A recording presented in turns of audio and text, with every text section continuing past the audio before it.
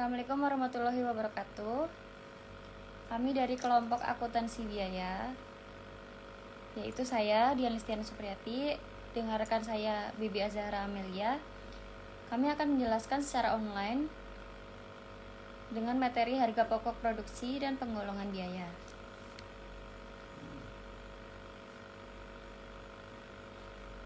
Tujuannya, 1. Memahami konsep dan komponen harga pokok produksi (HPP). 2. Menjelaskan jenis-jenis penggolongan biaya menurut objek pengeluaran dan hubungan dengan aktivitas produksi. Ketiga, membedakan biaya tetap, variabel, semi-variabel, dan semi-fix. 4. Mengaplikasikan konsep tersebut dalam penghitungan biaya produksi dan pengambilan keputusan manajerial. Pemahaman HPP dan klasifikasi biaya penting untuk penentuan harga jual, perencanaan laba, serta pengendalian efisiensi biaya produksi. Yang kedua adalah konsep dasar, harga pokok produksi. Harga pokok produksi atau HPP adalah total biaya yang dikeluarkan untuk mengubah bahan baku menjadi barang jadi dalam satu periode. HPP berfungsi sebagai dasar untuk 1. Menentukan harga jual produk, karena dengan HPP kita jadi tahu bagaimana kita harus menjual produk itu dengan harga berapa. Kedua, menghitung laba atau rugi perusahaan. Dengan adanya HPP kita gampang untuk mengetahui laba atau rugi perusahaan tersebut.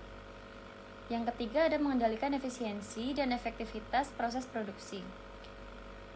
HPP itu membuat proses produksi menjadi efisien dan efektivitas karena adanya penghitungan dan data untuk kelangsungan produksi selanjutnya. HPP terdiri atas biaya bahan baku langsung, tenaga kerja langsung, dan overhead pabrik. Kombinasi ketiganya mencerminkan seluruh biaya produksi aktual dan yang dikorbankan perusahaan. Yang ketiga ada unsur-unsur HPP. Biaya bahan baku langsung atau direct material. Semua bahan utama yang menjadi bagian dari produk jadi dan dapat diidentifikasi langsung, seperti kayu pada industri mebel. Yang kedua, biaya tenaga kerja langsung atau direct labor. Upah bagi karyawan yang terlibat langsung dalam proses pembuatan barang. Perusahaan bertanggung jawab atas upah yang diberikan kepada karyawan. Yang ketiga ada biaya overhead pabrik atau factory overhead. Semua biaya produksi selain bahan dan tenaga kerja langsung seperti listrik pabrik, depresiasi mesin, atau gaji mandor. Ketiga komponen ini saling terkait dalam menentukan total HPP dan efisiensi kinerja produksi. Yang keempat ada metode penghitungan HPP. Terdapat dua metode utama, yaitu 1.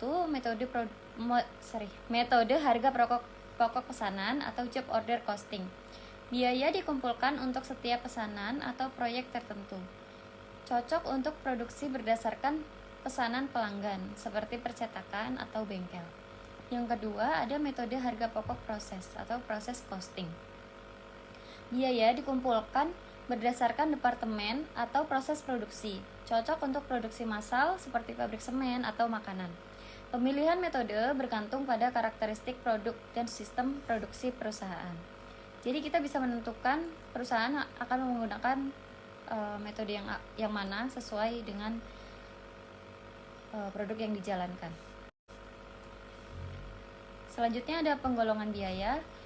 Dalam akuntansi biaya, klasifikasi biaya dilakukan agar biaya dapat dianalisis sesuai tujuan. Menurut dokumen penggolongan biaya, biaya dapat dikelompokkan berdasarkan 1. Objek pengeluaran, 2. Fungsi dalam perusahaan, 3. Hubungan dengan sesuatu yang dibiayai, 4. Perilaku biaya terhadap perubahan volume kegiatan. Klasifikasi biaya ini memudahkan manajemen dalam perencanaan, pengendalian, dan penentuan harga pokok secara tepat. Oke, selanjutnya ada biaya menurut objek pengeluaran. Objek pengeluaran merupakan dasar penanaman biaya berdasarkan jenis pengeluaran yang dilakukan perusahaan. Contoh ada biaya bahan bakar mentah, biaya gaji, biaya listrik, dan biaya transportasi. Itu semua adalah tanggungan dari perusahaan yang dikeluarkan dengan aturan tertentu. Selanjutnya akan dilanjutkan oleh rekan saya, Baby Azhara Amelia. Terima kasih. Kemudian penggolongan menurut fungsi perusahaan. Dalam perusahaan manufaktur, biaya dapat dikelompokkan berdasarkan fungsi organisasi, yaitu biaya produksi adalah semua biaya yang terkait langsung dengan proses pembuatan barang. Kemudian ada biaya pemasaran, mencakup promosi, distribusi, dan biaya penjualan. Lalu ada biaya administrasi dan umum, meliputi aktivitas manajerial dan operasional non-produksi seperti akuntansi, keuangan, atau personalia. Penggolongan berdasarkan fungsi ini memudahkan perusahaan menilai efisiensi di setiap departemen. Lalu ada penggolongan menurut hubungan dengan objek yang dibiayai. Biaya dapat bersifat langsung atau tidak langsung terhadap suatu produk. Biaya langsung atau direct cost dapat diidentifikasi secara langsung terhadap produk tertentu, seperti bahan baku dan tenaga kerja langsung. Lalu biaya tidak langsung atau indirect cost sulit ditelusuri ke produk tertentu dan seringkali dialokasikan. Contohnya gaji, listrik, atau asuransi pabrik. Pemisahan kedua jenis biaya ini sangat penting agar perhitungan harga pokok per unit produk menjadi akurat dan tidak menimbulkan distorsi biaya. Lalu penggolongan menurut perilaku biaya terhadap volume kegiatan. Perubahan volume aktivitas produksi memengaruhi perilaku biaya dengan cara yang berbeda. Ada biaya tetap atau fixed cost. Jumlah totalnya tetap dalam kisaran aktivitas tertentu. Misalnya sewa pabrik atau depresiasi mesin. Lalu biaya variabel atau variable cost. Berubah secara proporsional terhadap volume kegiatan, misalnya biaya bahan baku. Kemudian biaya semi-variabel atau mixed cost. Memiliki unsur tetap dan variabel. Contohnya listrik pabrik, ada beban minimum dan biaya tambahan per kWh. Lalu biaya semi-fix, bersifat tetap sampai titik kapasitas tertentu. Kemudian naik ke tingkat yang baru bila volume melebihi batas itu. Contohnya, tambahan supervisor atau mesin baru ketika kapasitas produksi bertambah. Pemahaman terhadap perilaku biaya ini penting dalam penyusunan anggaran, analisis break-even point, serta pengambilan keputusan produksi.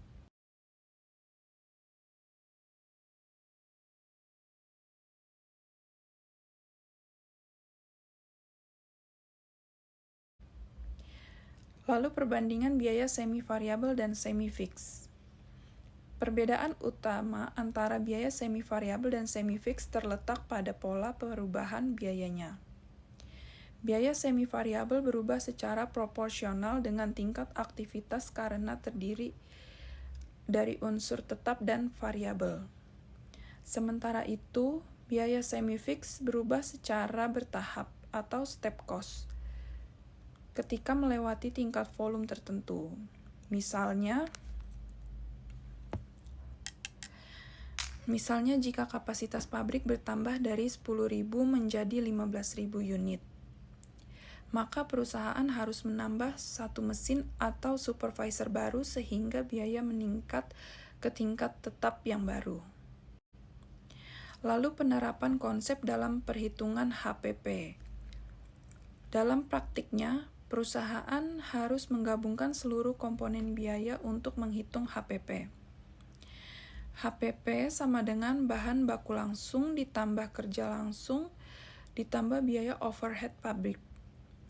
Ketika terdapat biaya semi-fix, maka biaya tersebut diperhitungkan tambahan setelah kapasitas produksi melewati batas tertentu. Akurasi dalam mengidentifikasi dan memisahkan komponen biaya sangat mempengaruhi keandalan informasi keuangan dan pengambilan keputusan manajerial. Kemudian kesimpulannya adalah harga pokok produksi bukan sekedar angka, tetapi representasi dari seluruh sumber daya yang dikorbankan perusahaan untuk menghasilkan produk. Penggolongan biaya berdasarkan objek, fungsi, hubungan, dan perilaku terhadap volume membantu manajemen memahami struktur biaya perusahaan secara menyeluruh.